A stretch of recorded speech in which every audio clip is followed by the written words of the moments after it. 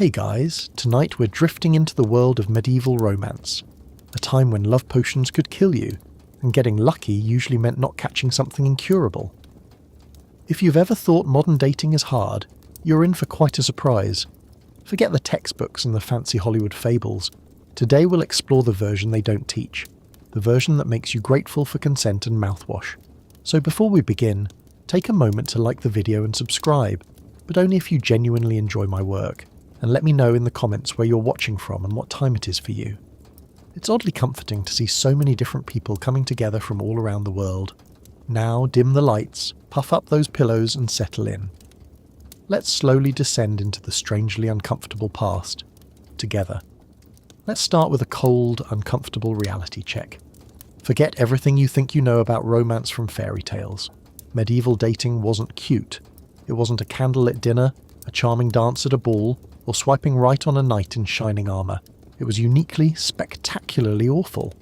Let's put you there. Imagine for a moment that you're single in the year 1287.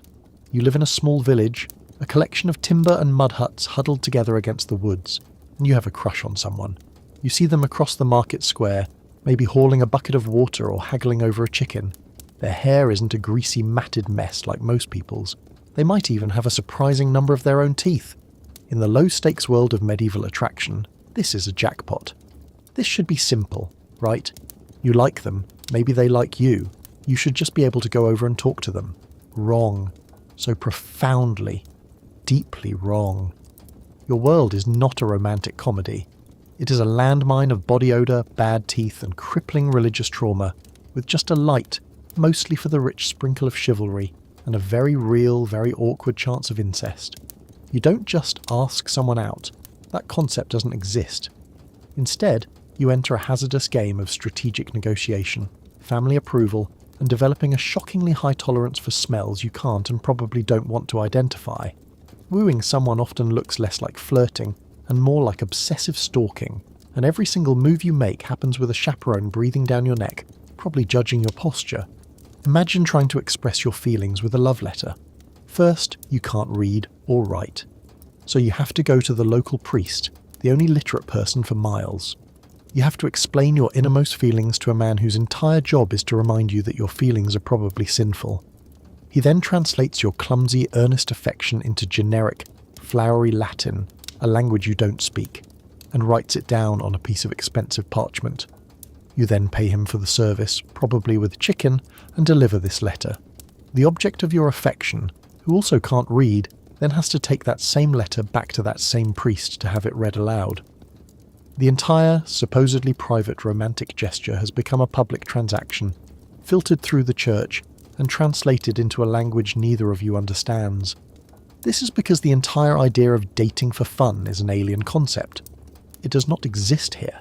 Your life is about survival. A partnership is not about finding a soulmate who completes you. It's about finding a competent co-worker who won't die of a tooth infection before you produce an heir. Romance is a transaction. It's a duty. And more often than not, it is a slow-motion disaster. You aren't searching for a person to share your life with. You're trying to survive a social and biological nightmare where your value is measured in livestock, land, and the perceived sturdiness of your hips. This wasn't about finding love. It was about making an alliance. It was a high-stakes game of social chess where the prize for winning was often just a different, more permanent kind of misery. So, let's begin your journey into this world. And the first stop, the first and most important rule you have to learn, is that your opinion on your own love life is completely and utterly irrelevant. You have absolutely no say in the matter. Your life is not your own. You wake up in the year 1342. The straw in your mattress has been there so long it's becoming dirt again, and a thin grey light seeps through the cracks in the wattle and daub walls of your family's hut. You're 14 years old. You stretch, your bones making small popping sounds that signal you're already past your physical prime. Your father is sitting on a stool by the cold hearth, staring at his hands. He has news.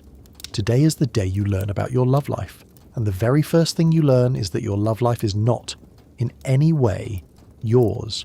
It never was. While you were sleeping, or playing with rocks in the village lane, or trying to teach a goat not to eat your tunic, your future was being decided for you. Not by you, of course. That would be absurd. No, It was decided by your father, in quiet discussion with the feudal lord who owns this land, this hut, and for all practical purposes you. They have picked out your future spouse. The deal is done. The papers, if anyone involved could actually write, would already be signed. Your romantic fate has been sealed before you've even had your morning bowl of watery pottage. You've probably never met this person. They might not even live in your village. They could be from the next valley over, a place you've only ever heard about from travelling peddlers. Who are they? You don't get to ask, not directly. The information trickles down to you through your mother, who explains it with a tired sense of resignation. Your intended could be anyone. Perhaps they are a widower, 30 years your senior, with a face like a worn leather boot and breath that smells faintly of spoiled cabbage. He needs a new wife to manage his 6 unruly children and make sure his hearth stays lit. Or it could be the opposite. Your future spouse might be a literal child, a 5-year-old boy from a family with a particularly desirable plot of land. In that case, you'll be married now, but the union won't be consummated for a decade. You'll be a child raising another child, waiting for him to grow up so you can begin your actual wifely duties. It doesn't matter. Age is just a number. Land is forever. The only real qualification your future partner possesses is that their family happens to own the adjacent turnip farm. Their field borders your family's oat field, and merging them would create a single, more efficient plot that's easier to plough with a shared ox. This isn't romance, you must understand this clearly. This is a strategic alliance. It is a business merger, and you are the most important asset being traded. You are the walking, breathing part of the deal. The goal is painfully, brutally simple, and has nothing to do with your happiness. The purpose of this union is to consolidate land, creating a bigger, more valuable patch of earth for a single family. It's to secure power, even on this tiny, insignificant scale. A marriage can end a long-standing family feud over a disputed fence line, or grant access to a stream that runs through your new family's property. Sometimes, the goal is even simpler. It's to make sure that 2 small herds of goats can be combined into one slightly larger herd of goats, ensuring enough grazing space for the next generation. Your personal feelings on the matter, they are not just optional, they are a complete and total irrelevance. They are a luxury nobody can afford. The idea of you protesting is laughable. To whom would you complain? To your father, who just secured your family's survival for another few winters? To the priest, who will tell you that obedience is a holy virtue and desire is a sin? Protesting is not an option. It would be like a sheep protesting its own shearing. It's pointless, and you'll just end up cold. So, the big day is set. The arrangements are made. What about your wedding attire? What will you wear? As for having clean underwear for the big day, that's a hilariously optimistic thought. The concept of daily underwear is a distant dream. You probably own 1 pair of linen undergarments if you're lucky. More likely you own none at all. You'll be wearing your single woolen tunic, the same one you wear to work in the fields, to sleep and to church. Maybe your mother will have spent a few nights carefully scrubbing the most obvious stains out of it, with ashes and river water, but it will still smell of wood smoke, sweat and damp wool. It's the best you can do. The dating scene, as you might imagine it, getting to know someone, sharing a laugh, seeing if your personalities match, simply does not exist. There is only the strategic alliance negotiation scene, and you're not even at the table. You're the subject of the meeting, the prize being discussed over cups of weak, lukewarm ale while the men barter. Your father might argue for a slightly larger dowry, an extra pig perhaps, or a copper pot. Your future father-in-law will argue back, pointing out a small flaw in your family's lineage. You're an object, a piece of property, and they are simply haggling over the price. This is the moment of realization, the cold dawn of your medieval reality. Your romantic future is not a story that you get to write. It is just another item in your family's inventory, a thing to be bartered by men who see you not as a person, but as a walking dowry or a future heir producer. You are a biological machine for creating children, and a domestic machine for running a household. Your worth is calculated in acres, in livestock, and in the perceived strength of your constitution. You are a means to an end. It is a grim and inescapable truth. Your future is sealed, your fate is decided. Now that your path is laid out before you like a muddy, inescapable road, let's talk about how you would prepare for your first, horrifyingly awkward meeting with the stranger you're about to be bound to for life. So the moment has arrived. You're about to meet your future spouse for the first time. This is it. the person you'll spend the rest of your short, miserable life with. Your parents are watching. Their parents are watching. You stand there in your single, slightly less stained than usual tunic, and you know you have to make a good first impression. You want to look and smell your best. The problem, of course, is that your best by the standards of this era is objectively, scientifically and spiritually terrible. Your goal is not to be desirable. Your goal is to appear hardy. You're being evaluated like livestock at a market, and you just want to get a passing grade. Let's start with your breath. The first thing that will greet them when you're forced to stand near each other. It is a potent, almost visible cloud of everything you've ever eaten, mixed with a healthy dose of decay. You haven't brushed your teeth, because a toothbrush hasn't been invented. Your morning rinse was a gulp of the same weak, stale beer you had for breakfast, which you drank to wash down a heel of coarse, gritty bread that left tiny particles wedged between your teeth. Last night's meal of turnip and onion pottage is still having a reunion tour in the back of your throat. A low-grade infection in one of your molars adds a constant sour note to the symphony. You can taste your own mortality every time you swallow. But here is the secret, the thing that makes it all bearable. This is not a deal-breaker. It's not even a minor flaw. Why? Because their breath is just as bad. Their mouth is an equally terrifying landscape of rot and regret. When your families push you together and force you to speak, the mingling of your foul breath isn't a moment of repulsion. It is a moment of shared universal truth. It is the unspoken language of the era, an invisible handshake that says, yes, I too am slowly rotting from the inside out. We have so much in common. Now let's move on to the rest of your body. In your world, personal hygiene is not just neglected, it is actively and piously discouraged. The educated men of the church and medicine have taught you that bathing is a dangerous, vain and foolish activity.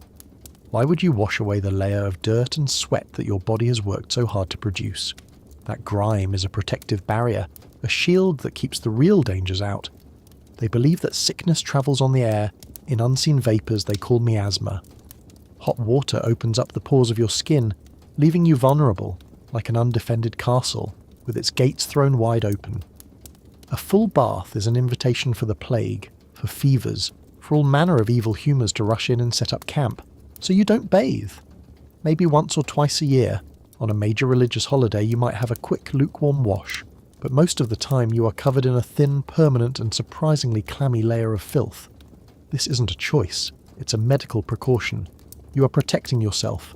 Of course you still want to smell nice for this important meeting, you're not an animal, but perfume is a fantasy, a luxury reserved for queens and the highest nobility. So what do? You turn to nature's deodorant, herbs. Before the meeting, you go to the small, sad-looking herb patch behind your hut. You pluck a few sprigs of rosemary, or maybe some lavender or mint if you're lucky. You crush the leaves between your palms to release their sharp green scent. Then, you lift your arm, and you stuff the damp clump of greenery directly into your armpit. You do the same on the other side. It doesn't feel good. It's lumpy, slightly wet, and will probably start to itch in about 10 minutes. And it doesn't eliminate the underlying smell of old sweat and damp wool. It just adds another layer to it. Now, instead of smelling simply of unwashed human, you smell like an unwashed human who has recently fallen into a bush. It's the best you can do. It is the peak of medieval fragrance. Let's not forget your smile, or rather the distinct lack thereof. Your teeth are a mess. They're a gallery of browns, yellows and blacks. A few are cracked from biting down on a stray rock in your bread. At least one is just a jagged stump, the rest having rotted away long ago. This is normal. In fact, a full set of perfectly white teeth would be deeply suspicious. It would be a sign of shocking vanity, a sin that suggests you care more for your earthly appearance than the state of your soul. Worse, it could be seen as unnatural, a sign that you have help from other sources. A perfect smile might be evidence of witchcraft. So your ruined mouth is actually a point in your favour. It shows you are a humble, God-fearing peasant, suffering through the dental decay that the Lord intended for everyone. It shows you're normal, and your hair. It has not been properly washed in months, possibly not since last spring. Water is too precious, and the process too laborious, to waste on something as trivial as hair. It is heavy and greasy, matted with dust from the fields and soot from the open fire you cook over. It is also a thriving, bustling metropolis for lice. Everyone has them. It's not a source of shame, it's a fact of life. You've become so accustomed to the faint, constant itching on your scalp that you barely notice it anymore. You might see your own mother pause her spinning to scratch her head vigorously with a wooden spindle, and you think nothing of it. Your future spouse has them too. Their family has them. The priest has them. The lice are the great equalizers of the medieval world. If you're a man preparing for this meeting, you might try to distract from the general symphony of filth with a bold, if uncomfortable, fashion choice. You might puff out your chest a bit more, but if you're a woman, you have no such recourse. Your job is to suffer quietly. Your attractiveness is not judged by your scent or your smile, but by the perceived width of your hips and the strength in your arms.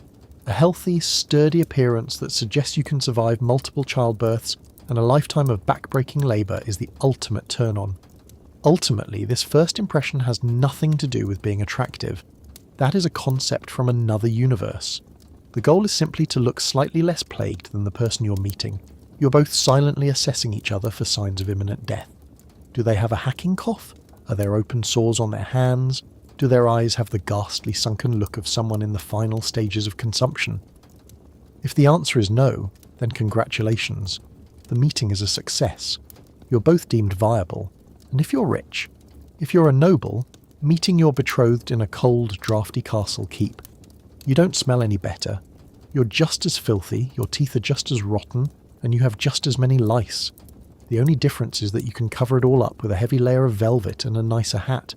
The filth is the same, only the packaging is different. But how do you dress to impress when your clothes are just as bad as your hygiene? You've made your peace with the universal bad smell. You've accepted that the person you're about to meet smells like old cheese and regret, and you smell exactly the same. The playing field is level. Now, what do you wear for this momentous first encounter?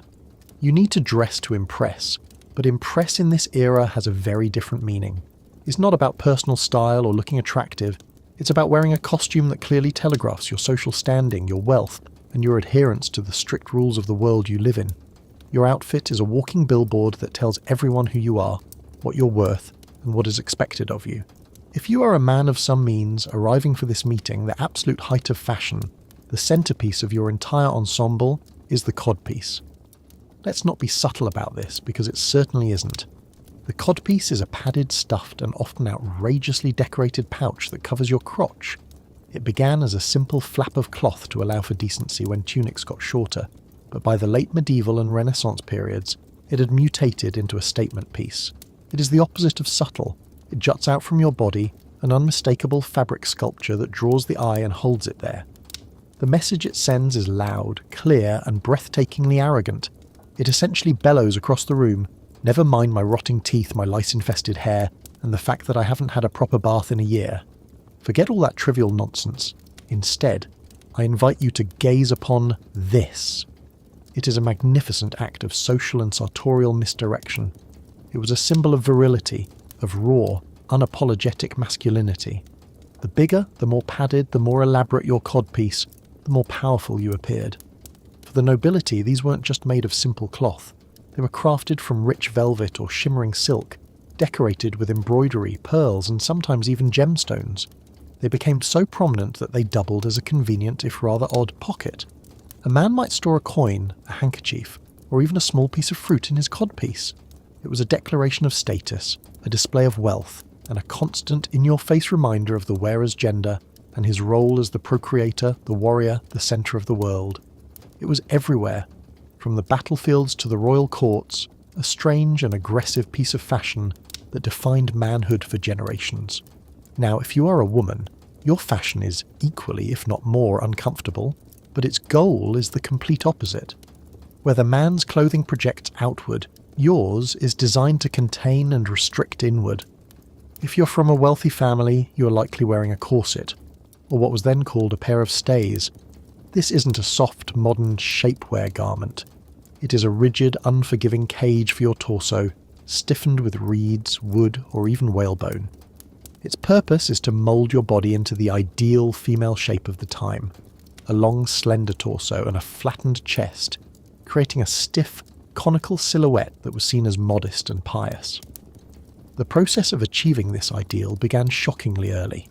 Some girls from noble or wealthy merchant families were put into these restrictive garments from as young as age 4 or 5.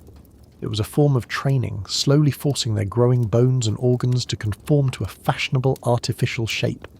As you stand there, waiting to meet your betrothed, your corset is digging into your ribs. You can't take a full, deep breath. You're limited to shallow sips of air. This is why fainting, or the vapours, was so common among well-to-do women. They were literally being suffocated by their own clothing. Over many years, these garments could cause permanent damage, compressing the rib cage and shifting the position of internal organs. Simple movements like bending over to pick something up become a monumental chore. But fashion has always been pain, and in the religious context of the 1300s and 1400s, this suffering was seen as a virtue. It demonstrated discipline, modesty, and a woman's ability to endure hardship, a very desirable quality in a future wife who would be expected to endure the much greater rigours of childbirth. But whether you are a man in a prominent codpiece or a woman encased in a corset, the fundamental goal was never your comfort or practicality. It was always about displaying wealth and conforming to a rigid social ideal that left no room for individuality. Beneath these dramatic statement pieces, you're wearing layers of clothing that are a constant source of mild irritation. The innermost layer is a linen shift or undershirt, which is the only part of your outfit that might be washed with any regularity. Over that, you wear layers of wool. Wool is heavy, it's scratchy, and when it gets wet, it smells like a damp sheep. These clothes are rarely washed. Cleaning them is a difficult, laborious process, so they're worn until they're stiff with dirt and sweat. They're also, without a doubt, infested with fleas. These tiny insects live in the seams of your garments, a constant blood-sucking companionship that you share with everyone around you. You've become so used to the constant low-grade itching that you've learned to ignore it. Yet, from a distance, your silhouette looks correct. You appear fashionable. These outfits were not avenues for personal expression. You don't choose a particular shade of blue because it makes you happy. You wear the clothes you wear to broadcast your family's social standing. The quality of the fabric, the richness of the dye, these were all indicators of wealth. Bright, vibrant colours like scarlet red or deep purple were incredibly expensive to produce, reserved for the highest echelons of the nobility and royalty. A common person would be wearing dull, earth-toned wools, russet brown, grey, or faded yellow, coloured with cheap dyes made from plants and roots. The very amount of fabric in your clothing was a status symbol. Long, flowing sleeves or a gown that trailed on the floor showed that you were so wealthy you could afford to waste precious cloth. Your clothing was a uniform, assigning you to a specific place in the rigid social hierarchy. Ultimately, you realise your clothing is just another form of social armour, designed to protect your family's status and project a very specific image. For a man, the armour is aggressive and external. The broad shoulders of his doublet and the assertive presence of his codpiece are a display of masculinity, a projection of physical power and inherited status. For a woman, the armour is defensive and internal. The rigid corset and the multiple layers of gowns and petticoats create a restrictive fortress, a symbol of her modesty, her piety, her chastity, and her potential as a well-behaved vessel for producing the next generation. It is a costume for a role you were born to play, whether you wanted it or not. Now that you look the part, encased in your uncomfortable, ill-fitting but socially correct armour, let's see how you're supposed to act. You've finally accepted the universal baseline of bad smells. You've come to terms with the fact that your hair is a home for lice and your mouth is a graveyard for teeth. Now, what do you wear for your first formal meeting with your future spouse? Your clothing is just as important and just as uncomfortable as everything else. It's not about looking good, it's about sending a very specific and often very strange message. If you're a man meeting your intended, the height of fashion, the absolute pinnacle of style, is an item called the codpiece. Let's not be subtle about this because it certainly wasn't. The codpiece is a padded, often elaborately decorated pouch that covers your crotch. It started as a simple flap to make going to the bathroom easier in tight-fitting hose, but it quickly evolved into something else entirely. By the time you're being presented to your future bride, it has become a blatant in-your-face display. It's not just a piece of fabric, it's a statement. It's a padded, puffed-out advertisement for your masculinity and virility. Some are made of rich velvet embroidered with silk thread, or even studded with little jewels. The codpiece is designed to draw the eye, to be the centre of attention. It practically screams, "Never mind my rotting teeth and the fact that I haven't bathed since Easter, look at this." It was a symbol of power and status, a way for a man to assert his importance in a world where projecting strength was everything. It was the medieval equivalent of driving a ridiculously large and loud truck. It's not practical, it's not comfortable, but it broadcasts a very clear message about who you think you are. For you as a man, your clothing is aggressive, designed to project your ability to produce heirs and defend your land. Now, if you're a woman, your fashion is designed to send the opposite message. Your clothes are not about aggression, they're about restriction, piety, and submission. For a wealthy woman meeting her suitor, the most important garment is the corset. This isn't the kind of thing you wear for a special occasion. For many girls in noble or merchant families, wearing a tight, stiff corset or bodice began at a shockingly young age. Some were laced into these contraptions from as young as 4 or 5 years old, all to train their bodies into the ideal shape. This ideal was a flat chest, a narrow waist, and a perfectly straight, rigid posture. The corset was made of stiff linen, sometimes reinforced with wood or bone, and it was laced so tightly that it was difficult to take a full breath. Over time, these garments would literally reshape a woman's body. They could deform the ribs, damage internal organs, and make simple movements, like bending over or sitting down, a genuine chore. But fashion is pain, even in the 1300s. The goal wasn't comfort, it wasn't practicality. The goal was to create a living statue, a perfect demure silhouette that showed you were disciplined, controlled, and came from a family that could afford to make its women beautiful, but useless for physical labour. You're wearing multiple layers of clothing, starting with a linen shift against your skin, then the corset, then one or more gowns called kirtles or cotehardies made of heavy wool. These layers are rarely, if ever, fully washed. They get sponged off, but the sweat, skin cells and dirt of months of wear are worked deep into the fabric. The clothes are probably infested with fleas. You've learned to ignore the constant faint itching. You're a walking textile exhibition. But at least your silhouette, that stiff, unnatural shape, is considered fashionable. These outfits are not a form of personal expression. They're a uniform. They broadcast your family's social standing, your piety, and your suitability for marriage and childbearing. Ultimately, your clothing is just another form of social armour. For a man, it is an aggressive, padded display of masculinity. For a woman, it is a restrictive, rib-crushing symbol of your potential as a quiet, obedient wife and mother.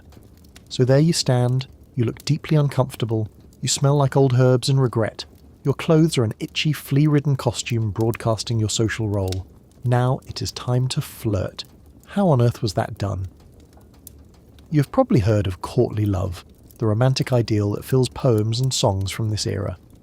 This was the TikTok trend of the 12th century, a cultural phenomenon that spread across the noble courts of Europe. It was a beautiful, idealized vision of romance.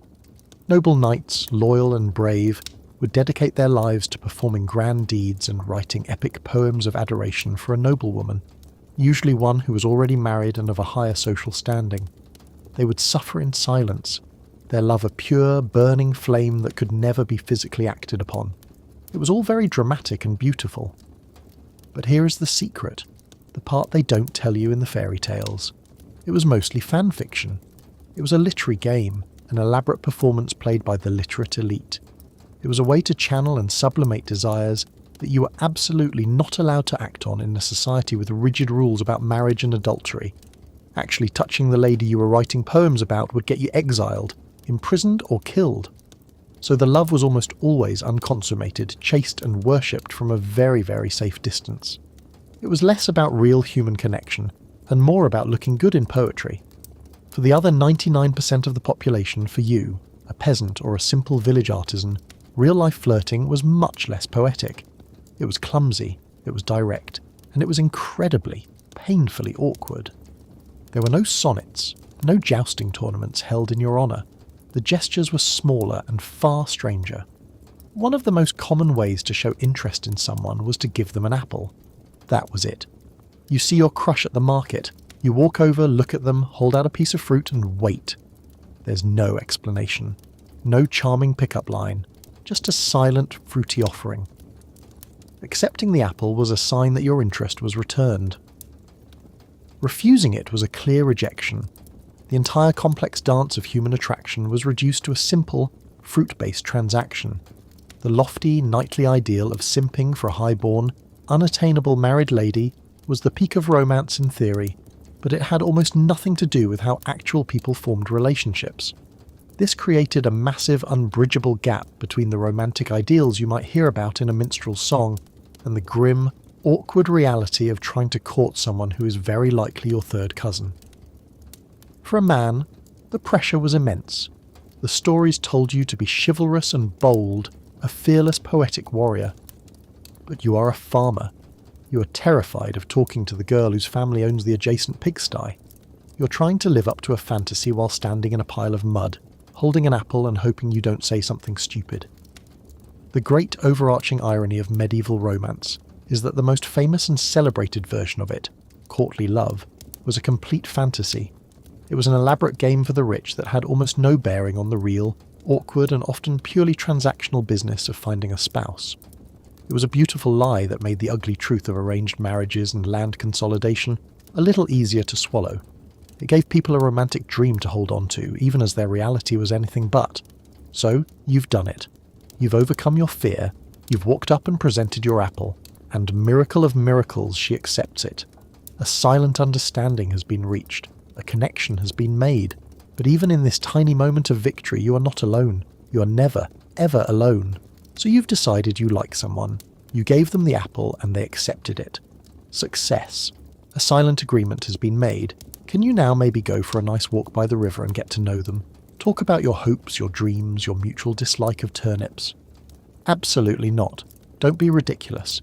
That would be private, and privacy is a modern invention.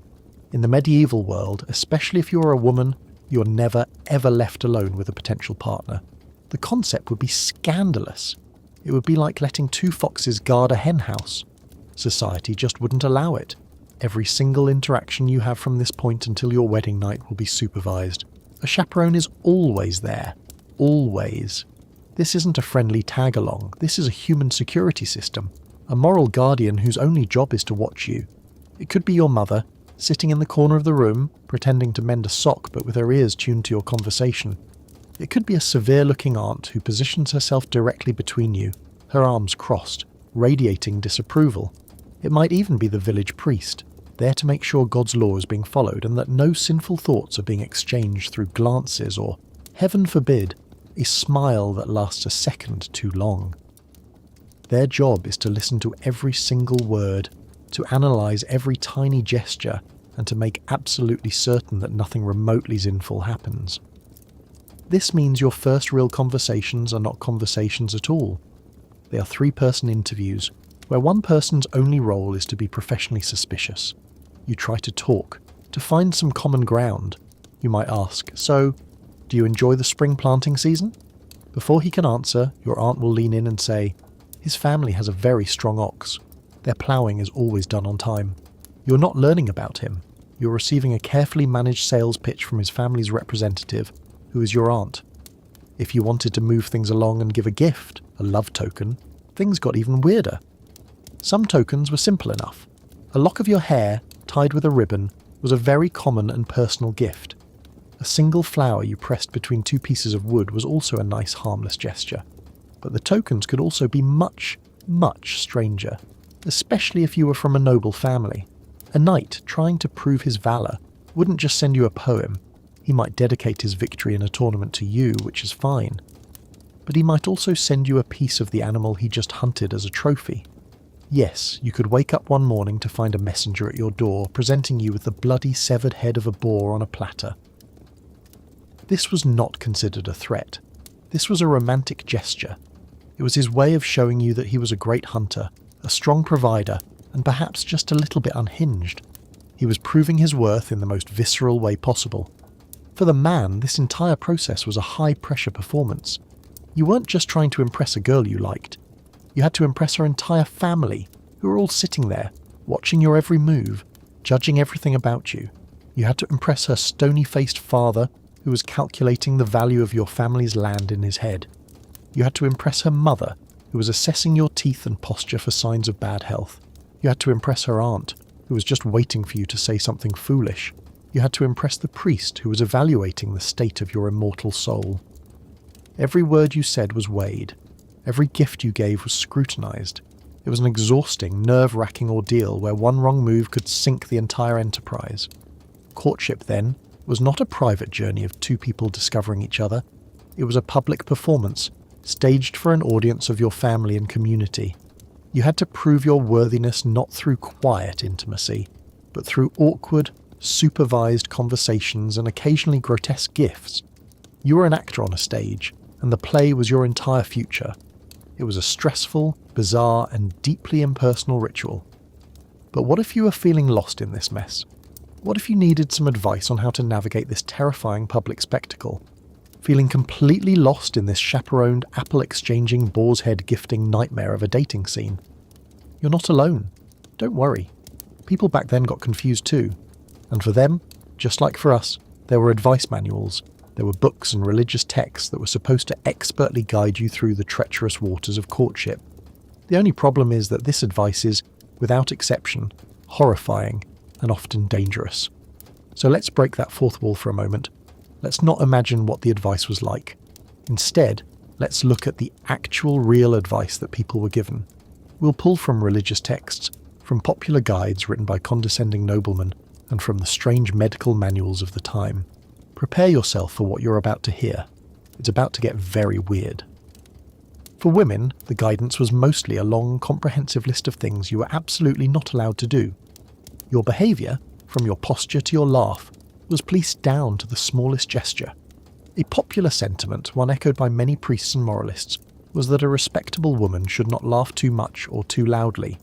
A quiet, gentle smile was acceptable, but a full, hearty laugh. That was a sign of a loose and immoral character. It suggested you were frivolous, uncontrolled, and maybe a little too open to temptation. In this world, joy was dangerous. A happy woman was a suspicious woman, so you were taught to suppress it, to keep your natural cheerfulness tucked away where no one could see it. The ideal woman was serene, quiet, and perpetually serious, as if constantly contemplating the grim reality of her own existence. Your very expression was a performance of piety. Anything more was an invitation for judgment and social ruin. Physical appearance was also judged with a brutal, superstitious lens that seems completely alien to us today. Your natural features were believed to be a direct window into your soul, and some features were considered giant flashing red flags. One very common piece of advice was to avoid red hair. Why? Because it was widely believed to be a clear outward indicator of a fiery temper, and more importantly, a deeply lustful nature. A woman with red hair was thought to be naturally passionate, argumentative, and incredibly difficult to control. She was trouble from birth. This wasn't about personal preference. It was presented as a hard scientific fact, a simple diagnostic tool for avoiding a sinful partner. You didn't just have red hair, you had a profound character flaw growing right out of your head. The same logic went for your eyes. Any young woman being courted was given strict and repeated instructions. Don't look directly into their eyes. Sustained eye contact wasn't a sign of confidence or a blossoming connection. It was a sin generator. It was believed to literally cause lust, creating a dangerous, unholy spark between two people that could ignite into damnation. So, flirting, such as it was, became a bizarre and depressing staring contest with the floor. You would stand there, in front of your potential life partner, and both of you would just diligently study your own shoes, or the dirt-caked rushes on the ground, terrified that a single shared glance might doom you both to an eternity of hellfire. Even your most basic and personal hygiene practices came with a heavy dose of fear-mongering advice. You've already learned that bathing was considered medically risky, but these advice manuals turned it into a formal spiritual warning. Don't bathe too often, they would say, for it stirs the humours. This goes back to that medieval medical theory that your body was full of 4 liquids: blood, phlegm, yellow bile, and black bile. A hot bath could agitate these humours, throwing your entire internal system out of balance and making you terribly sick. But it was also a moral warning. The act of bathing, of being naked and focusing on the flesh of the body, was seen as a worldly indulgence that could easily lead to sinful thoughts and actions. So being clean wasn't just medically dangerous, it was spiritually dangerous. The advice, strange as it sounds, was to stay dirty. Dirt was a sign of piety. Filth was your shield against disease and worldly temptation. It's hard to imagine a dating tip more completely counterintuitive than an expert telling you, for best results, remain as grimy and foul-smelling as possible. What about the men? Did they get any useful advice, or was it all just for women? Well, they had guides too, and they were just as bizarre. The most famous was a book from the 12th century called The Art of Courtly Love. This wasn't a straightforward guide on how to be a good boyfriend or a loving husband. It was more like a rule book for a very dangerous and complicated sport. A lot of its advice was focused on how a man of lower status could woo a woman of higher status, often a married noblewoman, without getting himself killed in the process. It gave strange, convoluted rules for how to declare your love through coded messages, how to prove your worthiness through secret deeds, and how to interpret her most subtle signals. For example, it might teach you that if she accepts a gift from you in public but refuses it in private, it actually means she's very interested but wants to protect her reputation in court. It was a guide to navigating a treacherous social landscape where a misplaced word or a misinterpreted glance could lead to your exile or your execution by her powerful, jealous husband. It wasn't about building a healthy relationship, it was about surviving a complicated, high-stakes romantic obsession. And then there were the women's health guides, which often contained sections on beauty that were anything but beautiful. The most famous of these was a collection of texts known as the Trotula. If you were a woman and you wanted advice on how to look more appealing for a potential husband, if you felt pressured to improve yourself, you might turn to this source of wisdom, and it would give you some truly terrifying tips. It contained recipes for things like skin whitening creams, which often used dangerous ingredients like white lead, a substance that would slowly but surely poison you over time. It had methods for getting rid of unwanted body hair that involved caustic substances like quicklime or even arsenic sulfide. There were even instructions on how to fake your own virginity using things like a carefully placed leech or a small pouch of animal blood for your wedding night. These weren't beauty tips. They were recipes for self-harm and elaborate deception, all in the service of meeting a rigid and often impossible standard of female beauty and purity that society demanded. When you look at all of this terrible advice together, a very clear and disturbing picture emerges. The dating advice of the medieval era was never really about helping two people find happiness or forge a genuine connection. It was almost entirely about power and social control. It reveals a deep-seated institutional fear of female agency, of female sexuality, and even of basic, simple female joy. The goal wasn't to empower you to find a compatible partner who you could laugh with. The goal was to control behaviour, primarily the behaviour of women, through a constant, unrelenting stream of shame, fear, and bizarre superstition. You were meant to be made small, quiet, and obedient, a perfect, unthreatening blank slate ready for the serious business of marriage. It was population control cleverly disguised as romantic advice. And the primary tool they used for this control, the engine that drove the entire system, was shame. Speaking of shame, let's talk about what happened if, against all odds, you ignored all of this terrible advice and actually liked someone. Against all odds, you've done it. You've navigated the awkward rituals, survived the bad advice, and found someone you are genuinely, physically attracted to. A spark has been lit in the damp, dreary landscape of your life. It's a small, flickering flame of human connection. What happens next is not a tender romance. It's a war. It's a secret, desperate battle between the most basic parts of human nature and the most powerful institution on earth, the church. Every Sunday, from every pulpit in Christendom, the message is hammered into your soul with the force of a blacksmith's blow. Premarital sex, the act of fornication, is a mortal sin. It's not just naughty, it's not just frowned upon, it is a direct ticket to hell. The priest, his face grim in the candlelight, paints vivid, terrifying pictures of the eternal punishment that awaits you. Lakes of fire, endless torture, the gnashing of teeth, the wailing of a billion souls who made the same mistake you're currently thinking about making behind the stables. The punishment for a few moments of pleasure is an eternity of unimaginable agony. This is not a suggestion, it is a spiritual guarantee. God is watching, the saints are watching, and if you slip up they will know, and there will be a reckoning. Everything is designed to scare you into chastity, and yet, despite the threat of eternal damnation ringing in your ears, despite the very real fear of hellfire, Everyone was doing it. Absolutely everyone. Human nature is a stubborn, resilient thing, and it doesn't care much for sermons. The warnings from the pulpit might have been terrifying, but the urges of the body were immediate. So the medieval world was filled with secret, guilt-ridden encounters. These weren't romantic rendezvous. These were frantic, fearful couplings. The open fields at dusk with the constant risk of a passing traveller seeing you. The cold, dusty corners of a barn with the scratch of hay against your bare skin and the smell of manure heavy in the air. The dark, narrow alleyways between two houses in a crowded town where a bucket of waste could be tossed on your head at any moment. These were the scenes of medieval romance. There was no comfort, no intimacy, just a quick, desperate act shrouded in fear. Every sound, a snapping twig, a distant dog bark, was a potential witness. You weren't enjoying a moment of connection. You were committing a crime against God and hoping you didn't get caught. Guilt was the price of admission. It was the taste left in your mouth long after the act was over. And if you did it, if you gave in to temptation, you had to confess. The confessional booth, that small dark box in the church, became the central hub for the community's secret life. It wasn't just a place for spiritual cleansing, it was the primary source for all the best gossip. The priest, sworn to secrecy, heard every single sordid detail. He knew who was meeting whom in the woods. He knew which married man had a wandering eye. He knew which young couple wasn't waiting for their wedding night. He slowly but surely assembled a complete, detailed map of the entire village's sins. And while he couldn't name names from the pulpit, that knowledge became a powerful tool.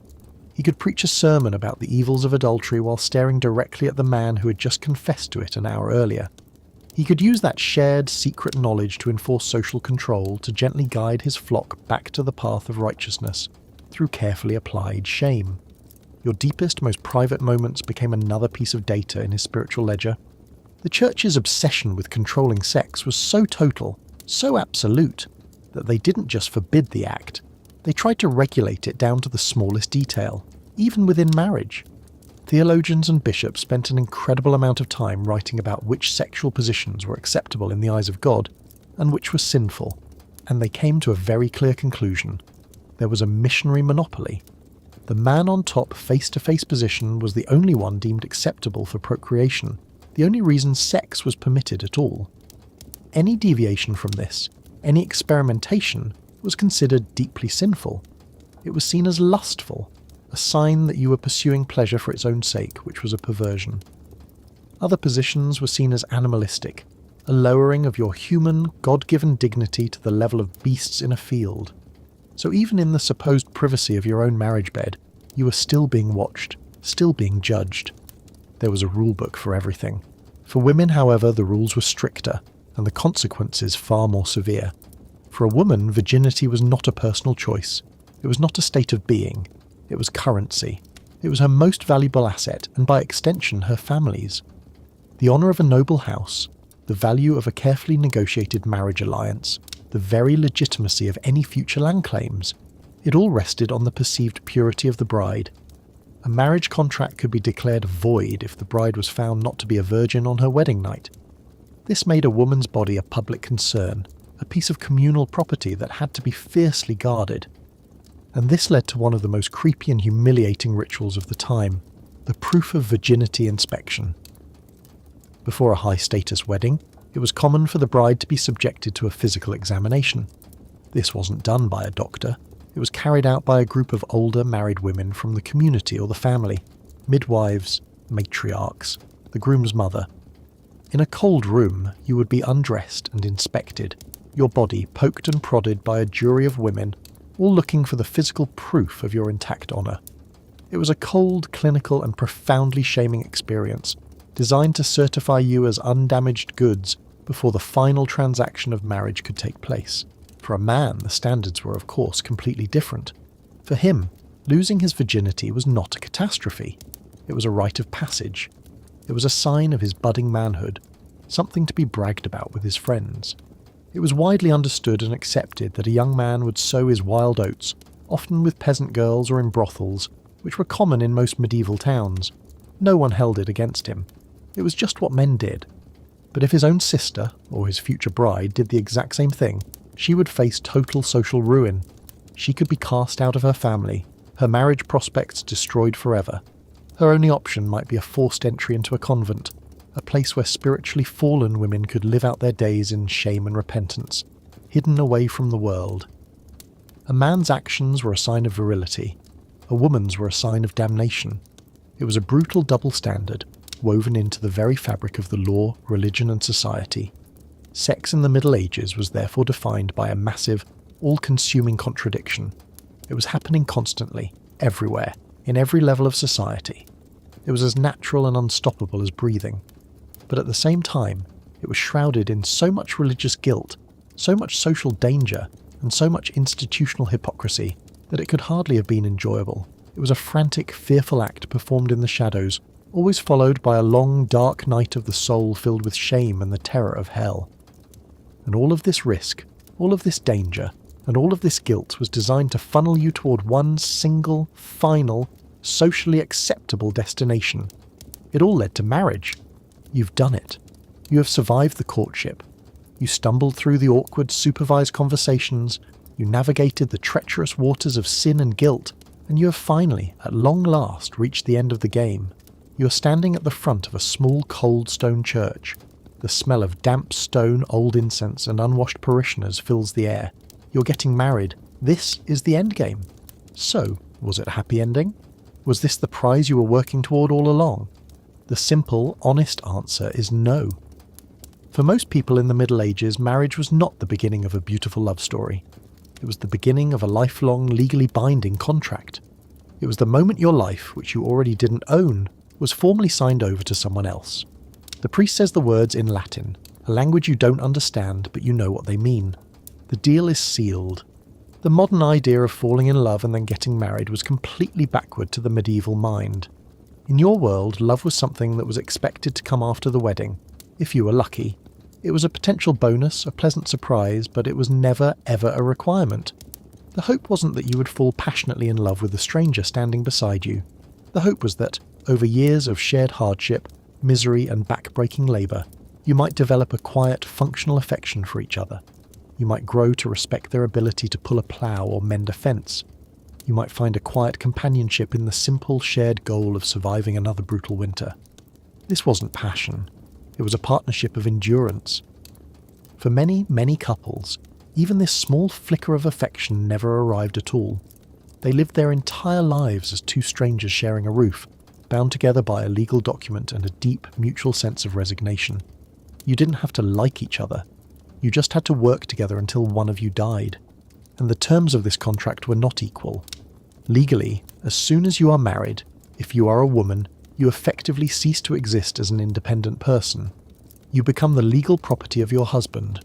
The dowry your family paid, the cow, the small plot of land, the copper pot, now belongs to him completely. Any land you might have inherited now falls under his control.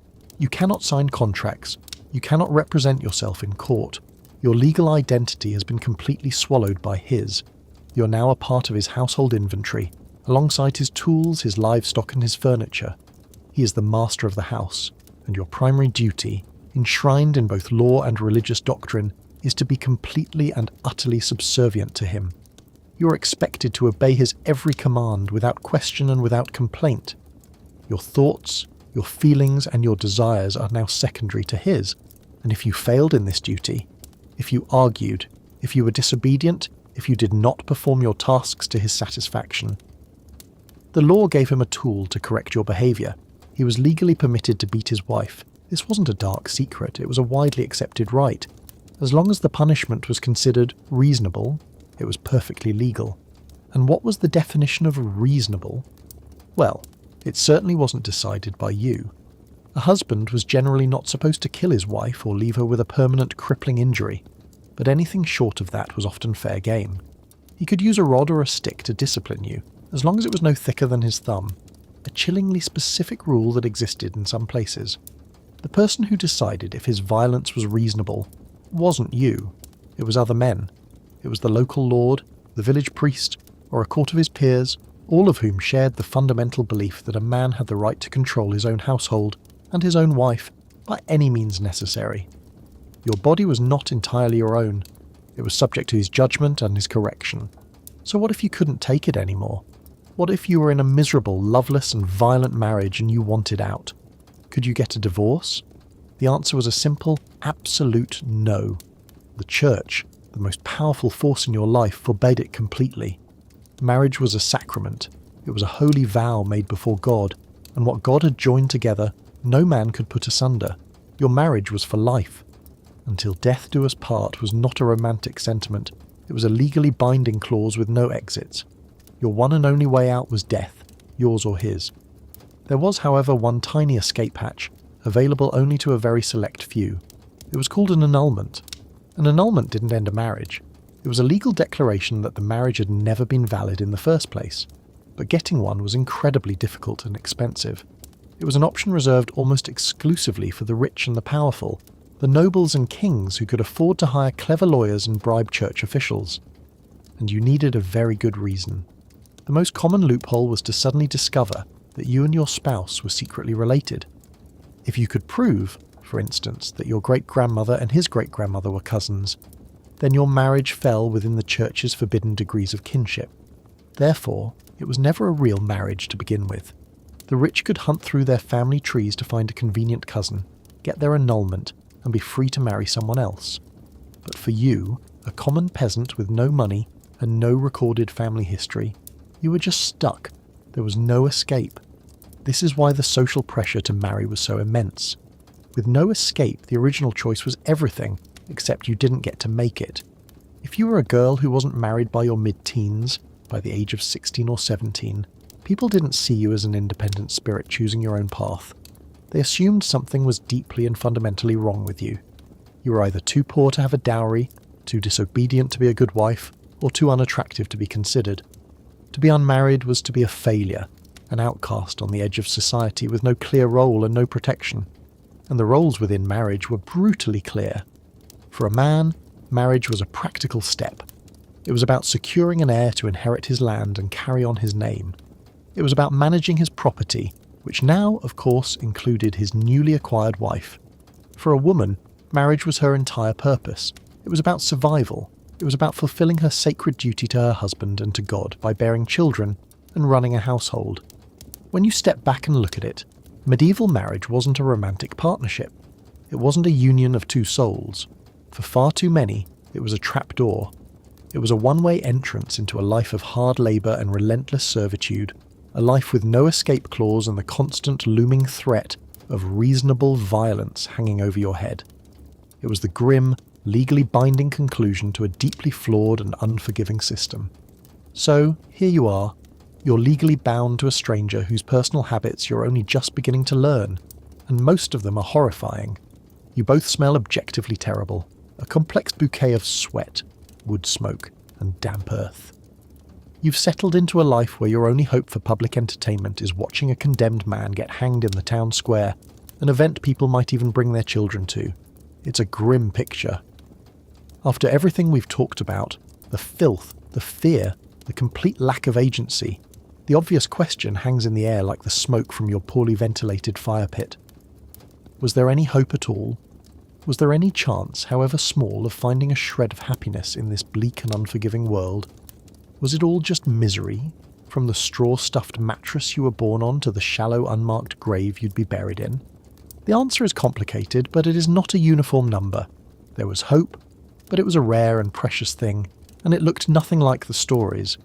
The entire system of medieval romance, courtship, and marriage seems to be an engine specifically designed and expertly engineered for maximum human misery on an industrial scale that would not be seen again for some centuries.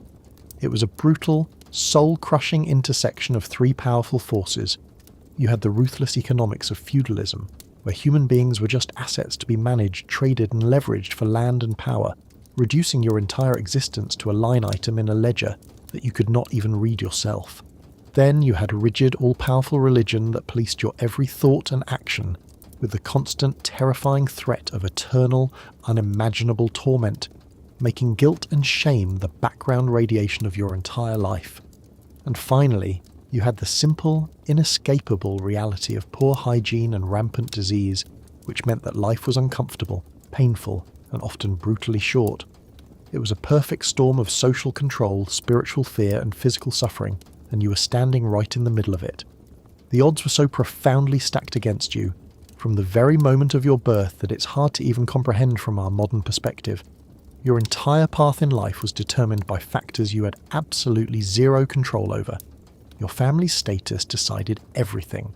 If you were born a peasant, you would almost certainly die a peasant, working the same small patch of land your entire life. Your gender was a life sentence in itself. If you were a woman, your world was smaller, your rights were fewer, and your dangers were far greater. And floating above it all were the unpredictable whims of your feudal lord, a man who could change your entire life for the better or for the worse with a single carelessly spoken word.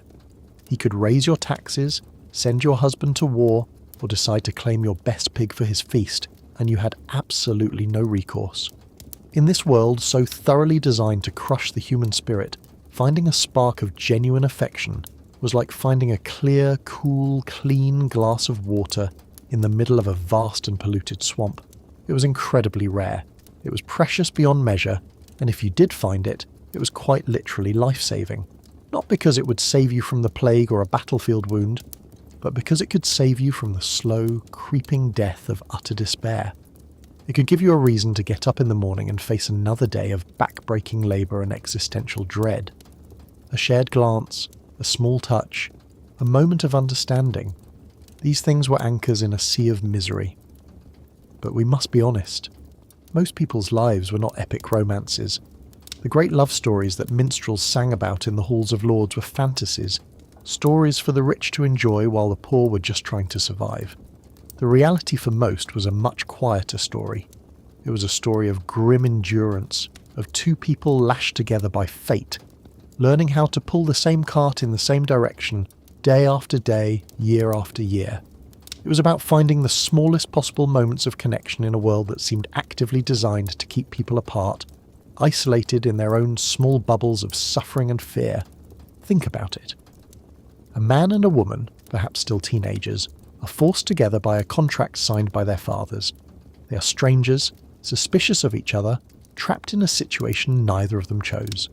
In the beginning, there is only awkward silence, the shared space of a single-room hut filled with the sounds of breathing and the crackle of the fire. But time passes.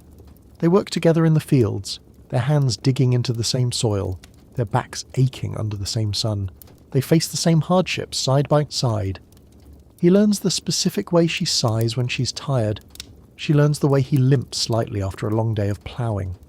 A silent language develops between them, a language of shared experience. It's not spoken in words. It's spoken in the simple act of passing a tool without being asked, of saving the slightly larger piece of bread for the other person, of knowing, without a doubt, that you're not facing the endless darkness of the world completely alone. They might bond over the simplest, most fundamental things. A successful harvest after a long, dry summer that had everyone starving. The shared, breathless relief of seeing the grain pile up, knowing you will eat through the winter. The quiet, fierce joy of watching a sick child's fever finally break. A shared miracle that binds them together more tightly than any priest's words ever could. Sometimes the bond was forged in something even simpler. The profound, unspoken gratitude of waking up next to someone after a particularly brutal winter storm, or a wave of sickness has passed through the village, and realizing that you have both, against all odds, survived. You are both still here. You both made it. This was not the passionate, poetic love of the courtly troubadours. This was not about grand gestures or flowery sonnets. There were no white horses, no rescued damsels, no thrilling secret affairs. This was something else entirely. It was a quieter, harder, and perhaps more profound form of love.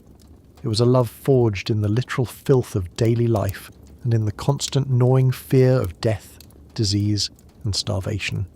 It was a stubborn, resilient companionship, a small, warm shelter two people built for themselves out of necessity, in the middle of a relentless, freezing storm. It was the love of survivors. So if you managed to navigate this impossible system, if you were shackled to a stranger who, over time, revealed themselves to be a decent human being, if you managed to find someone who didn't smell overwhelmingly like goat fat, or at least smelled like it in a way you could get used to. Someone who wasn't your third cousin, a discovery that happened with alarming frequency, and most importantly, someone who didn't believe it was their God-given right to reasonably beat you for burning the pottage. If you found that person, then congratulations. You didn't just find a partner, you didn't just find a companion, you beat the whole damn system. You found the one winning ticket in a lottery that was rigged for everyone to lose. It was a quiet victory, uncelebrated by anyone but you, but it was a victory nonetheless. It was the medieval equivalent of winning the lottery, not for a pot of gold, but for a lifetime of simple shared survival. Medieval dating was less about love and more about survival, property, and obeying a moral code written by celibate monks. If you managed to find someone who didn't smell like goat fat and wasn't your cousin, congratulations, you beat the system, despite everything. Bad breath, arranged marriages, and relentless church meddling. Humans still found ways to connect. Love, in its awkward, mud-covered medieval form, managed to persist. Maybe it was stubbornness. Maybe it was survival instinct. Either way, it's proof we're wired to find connection even in the bleakest conditions. So the next time you swipe left on an app because someone's profile picture is a bit blurry, just take a moment. Be grateful you're not choosing a spouse based on the quality of their family's livestock.